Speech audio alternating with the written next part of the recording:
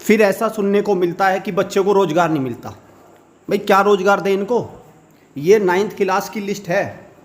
ये 9th class में बच्चे 400 में से कोई 26, कोई 48, कोई ये नंबर ये भरे पड़े हैं। बताओ इनको क्या और ये MCQ फॉर्मेट में हैं। जब पेपर MCQ लिया गया, ठीक, तो जाहिर सी बात है ये 8वीं तक पढ़ लिए बच्चे, 8वीं तक पास हो गए।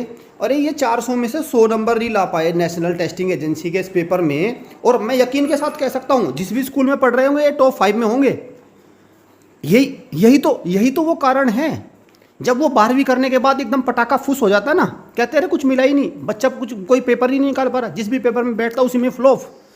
कारण ये है कि उसका बेसिक स्ट्रक्चर जो एग्ज़ाम का था, जो उसकी बेसिक एजुकेशन थी, वो बिल्कुल ख़त्म है। और ये लिस्ट देख सकते हैं भाई, 55,000 बच्चों ने लगभग पेपर दिया है सैनिक स्कूल का।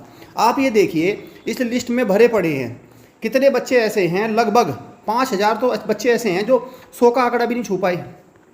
100 का आंकड़ा, जबकि तुक्के से लगना था। 100 का आंकड़ा, मेरा मानना ये है अगर उसने आंख बंद करके तुक्के मार दिए होते तो भी 100 का आंकड़ा छू जाता। मतलब ये है कि उसका IQ लेवल ही कुछ नहीं है। अब इसमें दो बातें होती हैं।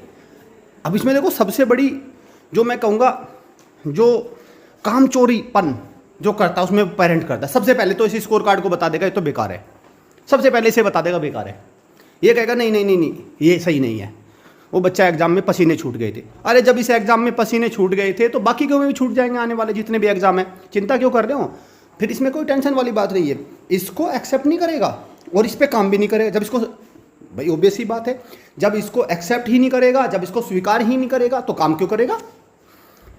तो ये चीज़ें हैं, ये सारी चीज़ें निकल कर आ रही हैं। देखो ये भीड़ है पूरी की पूरी, बहुत लंबी लिस्ट है ये। आप देख लो 118 नंबर पर ये, और ये सारे गैसिंग के हैं, ये सारे गैसिंग के हैं।